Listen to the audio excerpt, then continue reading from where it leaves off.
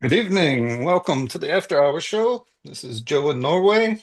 I'm joined by Ann Lee, a retired college professor and community member of the Daily Kos.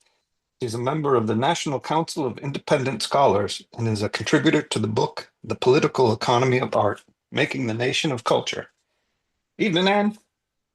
Hey, Joe, what's for supper? Howdy. Well, we like to be animal friendly, try to be environmentally conscious, humanitarian, and whatnot. And sometimes the social media gets to you, it creeps into your life, even when you try to avoid it as much as possible. And there for years now, there's been this avocado toast bullshit thing going on, and so many avocado is like the cocaine of the aughts, and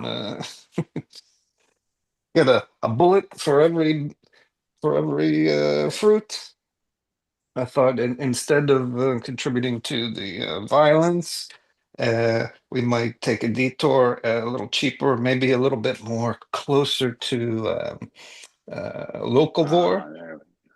Will be. Oh, James, your mic is on. Someone get James the mic. Um, there's all of those issues, of course. But then, of course, there's just I'm on top of the planet in Norway here. Avocados, they don't grow anywhere near here.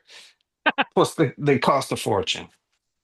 So I thought the next best thing is peas, frozen peas. So, of course, there's a meme on mushy pea toast in place of avocado toast. So we'll do one of these. So I thought I'd make uh, a cheaper version of avocado toast using frozen peas. The simplest thing to do is buy a bag of frozen peas. If you're lucky to have them freshly grown and freshly frozen, and have at it. Um, Thought I'd season it with some garlic and dill and lemon and olive oil. Not very Mm. local, the olive oil. Um, you could thought, well, there's not that much protein in the protein or fat in this, so we'll use olive oil. And for protein, I was gonna go with cashews, but then there's the blood cashew issue. It's just like wherever you look.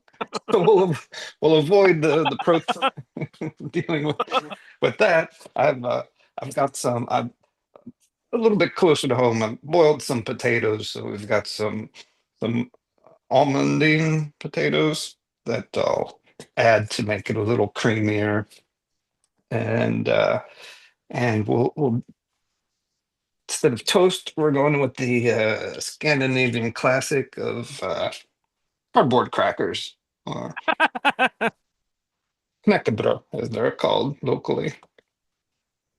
And Glad. maybe garnish it with some paprika or something. Nice. See how Very it nice. goes. So I'll just, well, basically the process is take your frozen peas, throw them in a pot, put some boiling water on them, rinse them, and then prep all of your other ingredients. Then we're gonna mix it all together and grind it with a mortar and pestle. Or I'm lazy today because I got two vaccine shots, one in each arm, so I can hardly lift my arms. So I'll be using the cheap blender on a stick. That's the process we'll take, and I'll try not to rudely butt in too many times, but I may butt into your My yammering. yammering. Thanks. No. I'd forgotten that peas are a really good substitute Mm, for avocados. And yes, it's true. Avocados are even pricey here, though. I mean, since they're coming all the mm. way from California or Mutual, Mexico. mutual con. Yeah. Um, and no comment, of course, on the cartelization, which probably is no different than the blood cashew issue. But Mm. I mean, when you actually see a program on processing cashews, you begin to think, gosh, that's a lot of work to get a cashew, which on the one hand justifies its price, but whatever. Anyway, True, but and they're growing in West Africa, shipping them to India for processing, and then from India they're sending them to the US to be packaged and sold, and UK.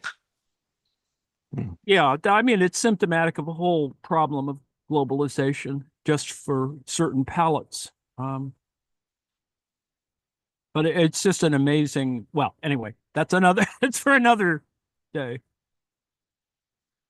Thank you, Joe. I'll let you get rolling here. It's been a busy week. Aside from a week of, let me start with my general ranting about uh, the evil on the horizon. But it's been a busy week everywhere. I think I'll close on the Ukrainian tonight, just simply because there's been so many other things. Although uh, there's a saga that has gone on for several days now of a and we can close with other Ukrainian stuff, but I'll just mention at the front end that it's turning into an international problem of a Finnish, that is, the Finnish Coast Guard has seized a Russian oil tanker that is flagged in the Cook Islands and has, I think, a Emirates crew or whatever. It's complicated, as all things global are. Speaking of the global cashew industry, there is a large shadow fleet of tankers, not very good tankers, with I guess they're what, single hull or whatever those. They're smaller tankers with fuel oil and whatever, all kinds of stuff that's running around, and that is allowing the Russians to circumvent a variety of constraints and sanctions. And they need to keep the rubles coming in. And so a Russian shadow oil fleet tanker sailing through um, between Finland and Estonia happened to cut two, I think, fiber optic cables or cables, submarine cables that go between, that sit on the floor of the Baltics. And needless to say, the Cold War story is just coming up again. The Russians have spent a fair amount of time figuring out how they're going to sabotage people in the Baltics, because they're on kind of the short end of Lake NATO. That now that Sweden and Finland have joined NATO, the lake is ostensibly, although you can make the argument about Kalininberg, whatever, uh, that it is a kind of NATO lake. And needless to say, what has been happening, and it is you can claim that it is a marine accident, but it is sabotage, especially when it happens fairly recently and one after the other. I mean, you've got Chinese ships of one kind or another dragging across and hitting a variety of communications lines that are strung across or laid across the seafloor. And anyway, they apparently, they have the goods on them. That is the tanker Eagle S is without its anchor because what it did was it dropped its anchor and dragged it along the seafloor for a bit, as far as they can tell. And this, there's intelligence everywhere, but for about 15 minutes or something, and they hit the cable and severed it.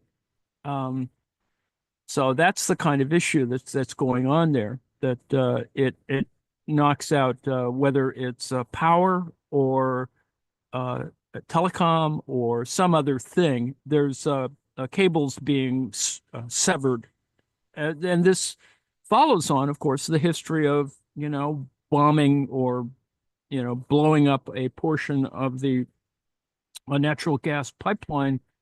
Uh, that was in there, and so there's lots of little stuff happening below the surface, which is somewhat interesting. Now, the Finnish, where they don't have their Coast Guard doesn't have fully armed, Coast Guard cutters or whatever you want to call them. They have some very nice ones. They actually can break ice up to about I don't know, 10 meters or something. They have uh, well, no, not 10 meters. But anyway, they have a very good, fairly new, I mean, Coast Guard cutters, and they seized the oil tanker with its broken anchor chain, and I guess it's sitting in some port somewhere now, and hence their issues. Needless to say, international issues. No different than the airplane crash that occurred, which was equally tied up in the kind of politics of war. So that was going on these last couple of days. The seizure of of a ostensibly Russian oil tanker. Um, yes, we can argue about whether the flag of the Cook Islands is going to be an issue here, but it's really it's a Russian oil tanker. Let's just get right down to it. So anyway, I'll rant about other matters, but that seems to be the front end for at least what I've been figuring out, and it's been yacked about for several days, and the usual disinformation applies. But it's pretty obvious that it was a shadow oil tanker that that messed with power and telecom. Anyway, now Donald, our what he claims being to be the most popular president, the worst president in American history, has decided that he would try. He has nothing to do. I mean, in the sense that he's got all of his cronies out doing a lot of disinformation and strange other kinds of things at the current period. So while he's sitting on his golden throne, he suddenly decides that, oh, well, I want to buy, and implying in some ways that he's going to seize because there are already American bases, et cetera, et cetera. And then there's that missing H bomb that sits in Greenland. So he figures that he wants to take Greenland. And then what other things? Oh, he's been insulting Justin Trudeau for the last 2 weeks or so. Uh, Doing which is essentially what is an old joke about seizing Canada and making it our 51st state, and then of course kidding Trudeau and saying that he'll promise to make Trudeau the governor of Canada, which of course is a sort of the usual bad American hegemonic sort of joke. And then there's the Mexican stuff that has been going on continuously, but even more importantly is Trump's claim that there are Chinese troops at the Panama Canal, and it's just lying as usual. But it is true that there are Chinese interests. They do have a significant role in operations of some of the kind of basic elements of the canal zone operation. But, they do it because, yes, they got there, unfortunately, first. It's American interests have not always sort of kept up their end of the bargain. And then there was that invasion and General Noriega uh, uh, being nabbed as a drug dealer under the pretext of being a drug dealer, and then the claim by Trump that Jimmy Carter surrendered, the canal to the Panamanians, and a lot of other idiocy that is part of all of this. This is just the usual bits of insanity. And Trump doesn't even have the data sort of at his fingertips on these matters. He just likes saying stupid stuff, and that he's going to. He made up an incredible history. That the history of American quote unquote workers at in Panama. It is true that there was a yellow fever and blah blah blah, and it was really incredibly horrible. And yes, the original design and plan comes from the Lesseps and the from the Suez and blah blah blah. Um, and then there's Teddy Roosevelt and blah blah blah. So there's all that history, but the reality is there were mainly African dash Caribbean workers who probably were the majority of folks who died in during this construction period. And needless to say, it was a financial problem. It's always been a financial problem in that sense. So whining about fees was sort of Trump's pretext for trying to say that we're going to seize the Panama Canal back. And essentially, he's trying to do many things here. He's trying to mess with the memory of George W.H. Bush, as well as the Bush family in general. And so there's sort of that thing going on there relative to Noriega and, the fact that we did actually invade Panama. Uh, um, whether you want to call it an invasion or not, it's sort of a special military operation. Noriega fled to the Vatican, whatever embassy, and holed up there for a while. And then American troops used heavy metal music and psyops as a psyops to try and drive him out. I don't think that's what made him surrender.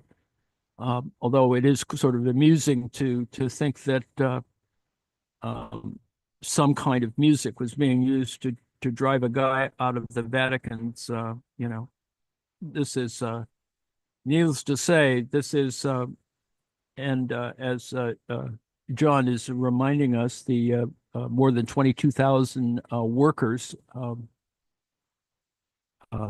died in this particular effort to make the canal. So it's just and yes, it's come up a variety of times, and there was in the post-war period a plan, a fairly seriously thought out, that you would use atomic bombs to help dig the a subsequent canal, which be bigger and better, because the canal has sort of reached its limit in terms of you've got certain ships that just can't go through the darn thing, and uh, there's other issues. So big story. Trump in Panama, Trump in Greenland, and Trump messing with Canada. So that's been the week. It's been kind of a lot of arm waving. The real issues, of course, are that the American government continues to transfer funds to various industries to complete the transfer of arms to Ukraine. So that's going on in the background. But you could say that this is Trump, sort of left with it to his own devices. He's not battling any particular legal stuff, although he's sort of inventing all kinds of things, and he wants to be quote unquote exonerated, which it now seems that he may not be able to get fully exonerated. So he's going to be, that historical thing where a convicted criminal leads our country, which is, kind of, some Americans kind of don't like that idea, and I think it's going to stick one way or the other. There are three options for Alvin Bragg in Manhattan to sort of ensure that Trump is, going to be a criminal regardless. They can't do something about that. But it was fairly clear that in Trump's early comments, and I'm sure he had a conversation with the governor of New York. That it was one of the first things he did was to call um, the governor of New York, Hochul, and ask her to. I'm sure there was some discussion about trying to make everything, all his legal problems go away. And he's been standing on that sort of thing, and while putting in all kinds of crazy people, and truly crazy people, aside from his own craziness, other crazy people into office, and there has been all kinds of stuff. A couple of weeks ago we had Gates. Now we have Ed Hegspeth, and then there's the continuing security issues of Tulsi Gabbard, et cetera. There are all kinds of stuff going on that. And it is a kind of a weird thing that's going on in the back of probably his head, assuming that he has a brain. He wants to sort of nation build a greater USMCA. That is, the original USMCA, which is NAFTA 2.0.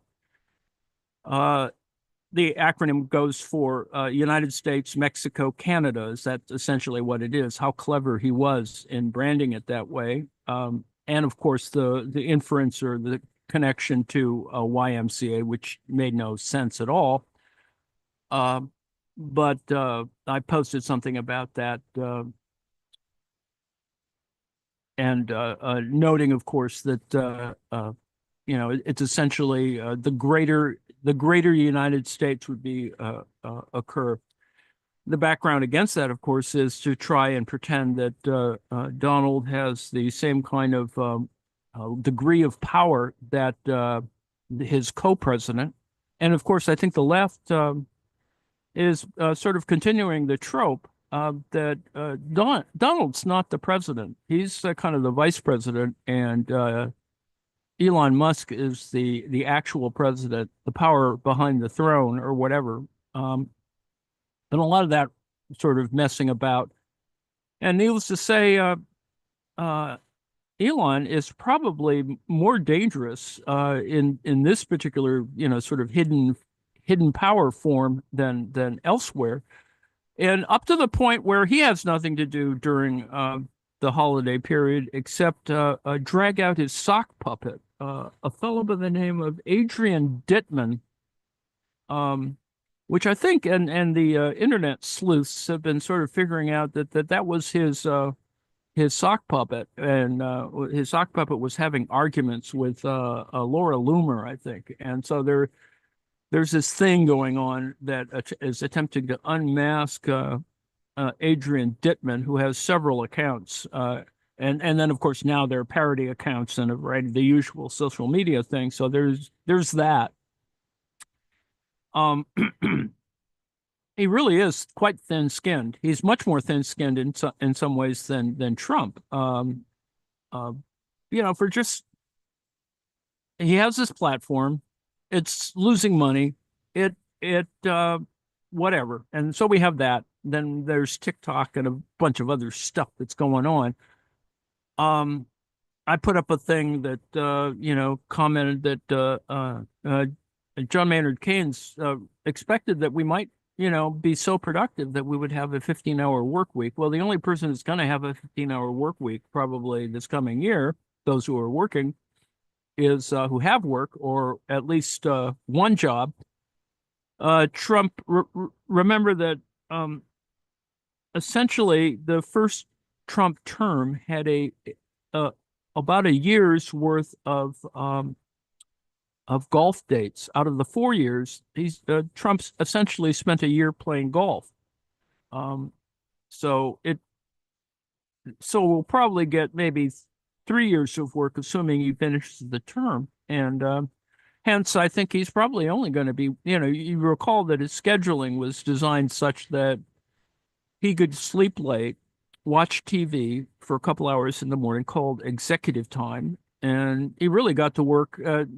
Not unlike Reagan, and there are many sort of Reagan-esque things that Trump is doing. The Panama Canal stuff is to remind us, in some ways, of not only Bush but Reagan. Sort of the idea that you could just sort of mess with the world, I'm going to assume that there'll be some, special military operation. Um, the one that always is possible, I would assert, is Haiti. That's certainly one possibility. But remember that in the first year, within the first year, first 9 months, Trump brought up um, in a meeting that he'd like to invade Venezuela.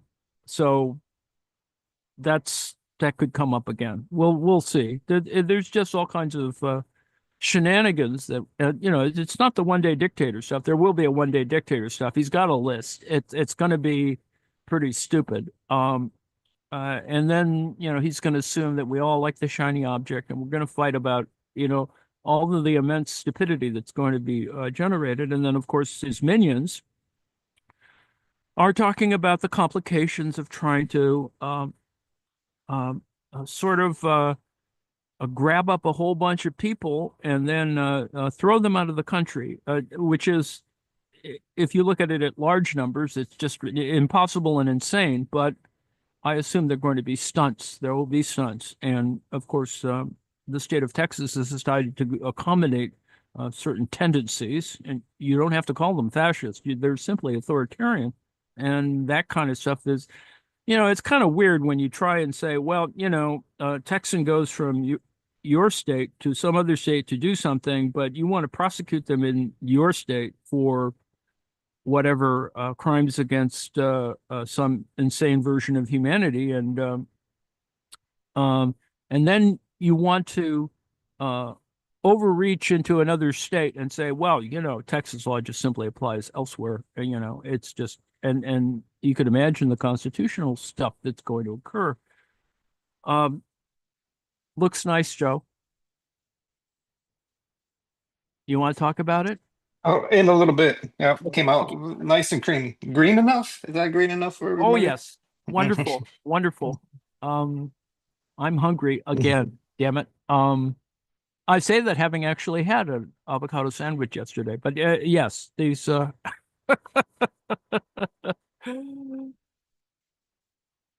because there are German companies that actually sell food at slightly lower prices than American food, but yet they're importing all kinds of weird stuff from other countries, and it's all very strange in the United States. Um, anyway, so that was what the week was about. Continent building, nation building, and of course the continuing issues of Israel Palestine, and it's just so horrible every damn day. And Horrific. it's just awful, and it's being they're up to 130, 150 journalists have been killed. They just killed some other journalists the other day. It's just, and they're targeting them. I mean, it's just uh, And they just took out the last functioning hospital that set it ablaze yes, today. it's Mm. every day is so distressing. And then there's all these deflections because of Syria, and it is Is it's it on. relegated to the back pages? Is it even on the news Well, and they over try there? and yeah, I have no idea. It's getting displaced by stuff like Syria, plane crashes. Those are the shiny objects. Apparently, and you could see all the disinformation. No, birds. It was a bird strike. No, it was this and that and the other thing. Well, anyway, a plane. Um, um, it's it has a convoluted story because it was going. Let's see, traveling in Kazakhstan, gets hit by a Russian air defense missile of some kind. It doesn't get fully hit. The thing explodes near the tail and disables whatever, the elevators, ailerons. It's disabled on one side, and so it's really hard to kind of keep the thing not only in the air, but kind of in going straight ahead. And I know our friend Lane will comment on my bad understanding of how planes work. Anyway, it was supposed to go to Grozny, and a thing that gets hit in the air because it's been confused for being a drone, which doesn't really explain it that well. But because the um, air defense radar is actually fairly sophisticated in the region, so it's not like you don't know what's up there in the air. And there is commercial air traffic going in at the periphery of the battle zone in Ukraine, Russia. So that's kind of what's going on too. So that's all that's happening. Um, a plane comes down. There are images of the crash, which you can see the poor plane, the pilot struggling to kind of get the darn thing to land in what's it, Kazakhstan, well, whatever. It's gotten moved around because nobody. It's like a hot potato. Nobody really wants it to crash in their area because what a mess, and you're going to have to clean it up. And needless to say, 29 people survived the crash. Including a couple of kids, but obviously a bunch of folks died. It's a Embraer. It's their largest, I think, commercial passenger jet, and it sort of looks like a 737. Anyway, that's kind of it brings up all the other things. Plane crashes really do push everything else off the burner, the front burner, because then they bring up. The Malaysian airline 17 crash in 2014, where it gets hit obviously by a Russian missile. And, that then there's all the usual stuff about, well, it's in a war area, blah, blah, blah. There's lots of tragedies. But yeah, plane crash was kind of the front end of the lead, close to the lead, and most of the both our national and international news. Although it obviously slipped from the front in the U.S. because, yeah, we don't care about Azerbaijan or Kazakhstan or whatever the stands. There was Joe. footage. There was footage of people walking out of the wreck. Oh yeah, yeah, absolutely. I mean, I'm Uh, surprised that people did survive because damn thing flipped over and broke in half. It's just very wow. It's just amazing. But I'm glad some people survived. Jeez. But all the usual horror. And of course airplanes are it is a horror. And even more horrible, which we didn't get to see and I'm sure is sitting out there somewhere, are people with their cell phones, videoing the darn thing as it's getting approaching. It's too sad and bizarre to imagine. Um, Maybe we can add some more green, a little bit extra green for the yeah. holiday. Are those Arugula. are those pickles? We have some pickles and arugula, red pepper, got mostly wilted arugula here.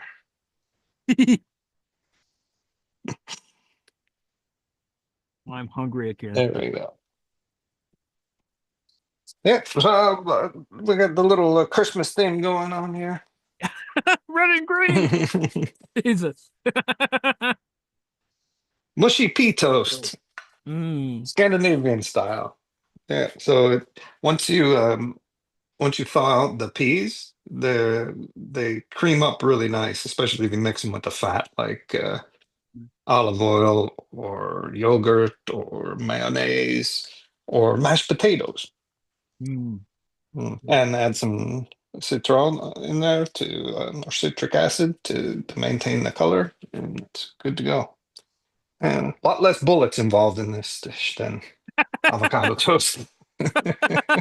Those darn avocado cartels. Um, which is true. I mean that the cartels, if Trump is going to bomb Mexico, which he has not only threatened to do, I think he's very close to just doing it. And um, it'll probably be one of the first acts will be, special forces over the border, and Mhm. woe be to the cartel that gets hit. And I think it behooves us to identify the avocado cartels at the same time, whatever. Because it's like a drug for hipsters, I suppose, right? avocado True. toast. True that.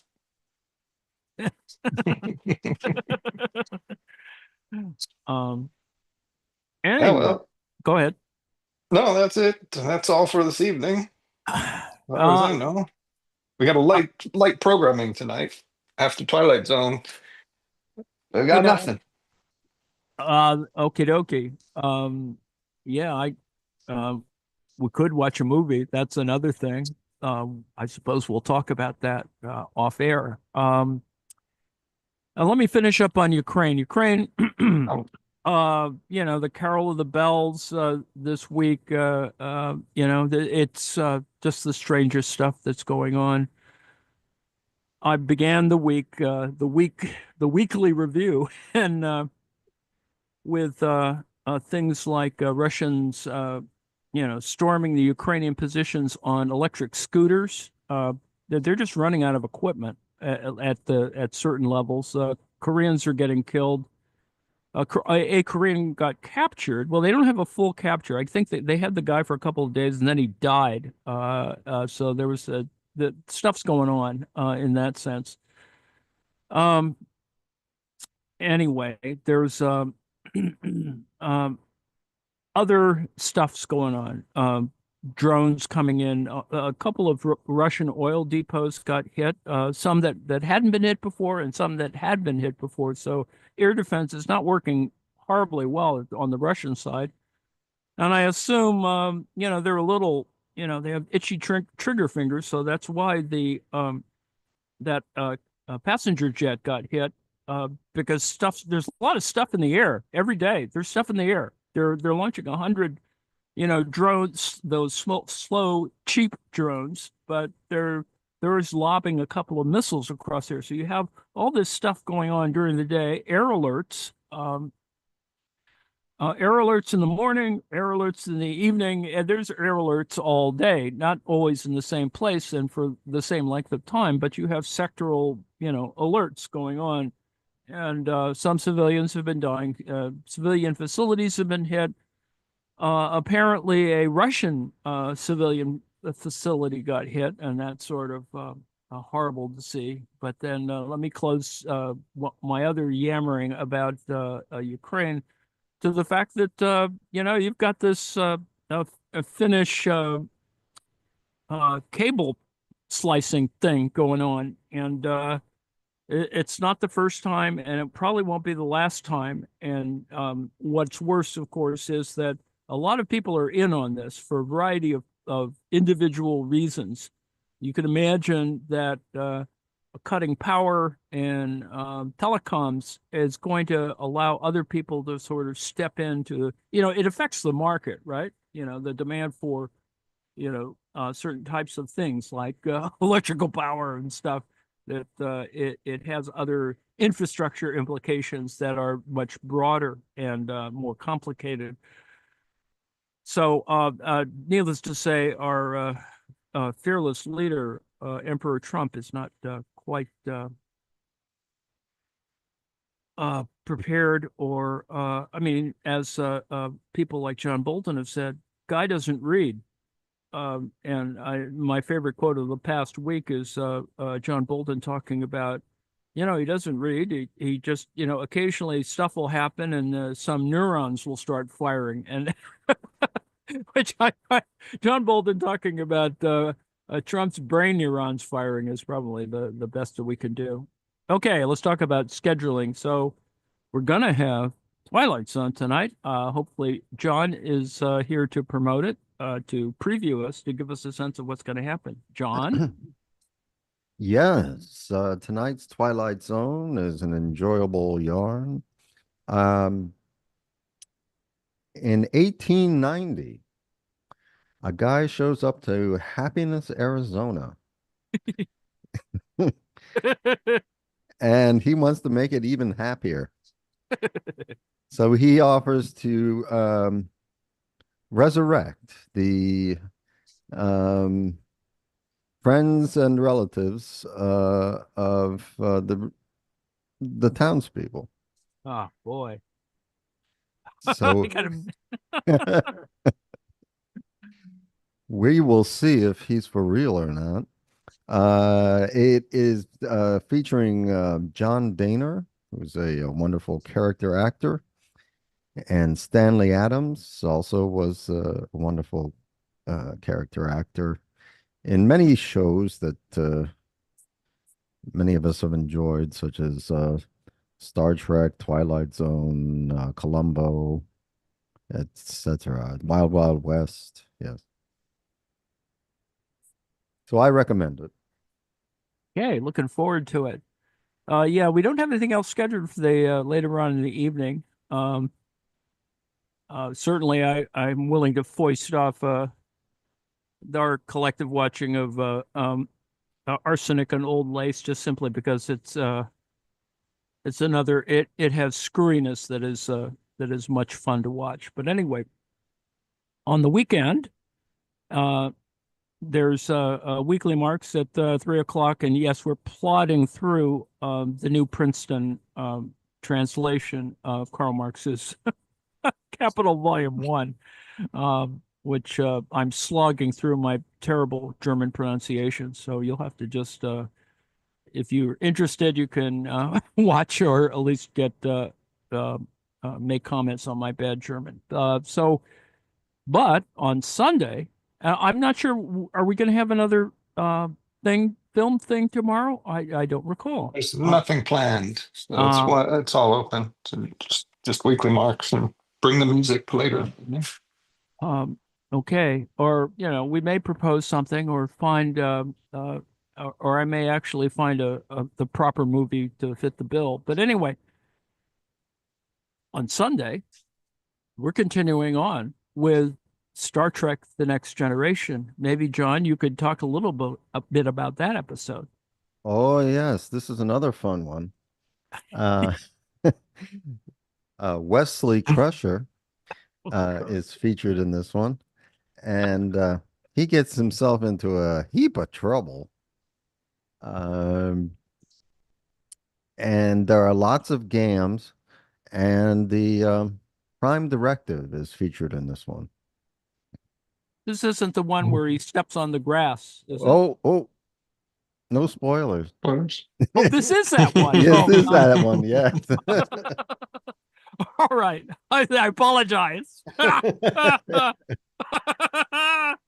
Oh, man. And in between weekly marks and just before Star Trek for 4:30, I'll be doing another frozen moment in antiquity, where we ask, why are there Nazi swastikas on ancient Greek vases? Darn those Indo-Asiatic symbols everywhere. Darn it. Stuff that, Silk Road stuff. Anyway, yeah. All right. So we're almost ready to stop. We'll do better next week. Bye-bye. Take care, all. Thank you.